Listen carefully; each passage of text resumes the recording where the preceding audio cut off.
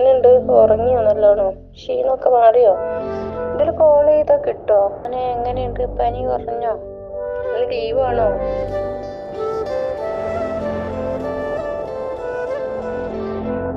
എങ്ങനെയുണ്ട് വർക്ക്?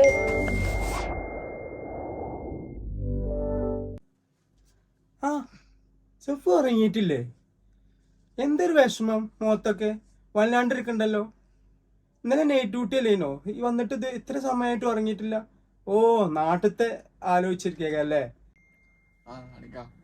ഇല്ലേ, ഒന്നുമില്ല, വെറുതെ അങ്ങനെ ഇരുന്നാ. നാട്ടിക്കൊന്നും വല്ലാതെ ആലോചിക്കണ്ട. ഫാമിലിനെ വിട്ട് നിൽക്കുമ്പോൾ കുറച്ച് വിഷമങ്ങളൊക്കെ ഉണ്ടാവും. പിന്നെ നമ്മളൊക്കെ ഇവിടെ ഒരു കുടുംബമാരിയല്ലേ കഴിയണത്. കുറച്ച് പ്രശ്നങ്ങളൊക്കെ അങ്ങോട്ടും ഇങ്ങോട്ടൊക്കെ നമ്മൾ സംസാരിച്ചാൽ തന്നെ നമുക്കൊരു സമാധാനം കിട്ടും. കഴിച്ചോ?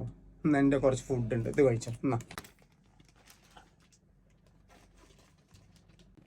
ഞാനേ ഇന്നിപ്പോ ഒന്ന് നേരത്തെ വന്നു ഡ്യൂട്ടി കഴിഞ്ഞിട്ട്. അപ്പൊ പിന്നെ ഫാമിലിക്ക് ഉമ്മാക്കൊക്കെ ഒന്ന് മെസ്സേജ് അയച്ചു.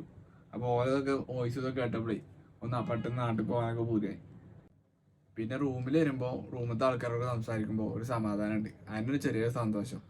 ഇതന്നെയാണ് എല്ലാവരും അവസ്ഥ ഇവിടെ. റൂമിലെത്തിയാൽ ഒരു കുറച്ച് നേരം സന്തോഷം, എല്ലാവരും സംസാരിക്കുമ്പോൾ. അതന്നെയാണ് മാഷാ അല്ലാഹ്.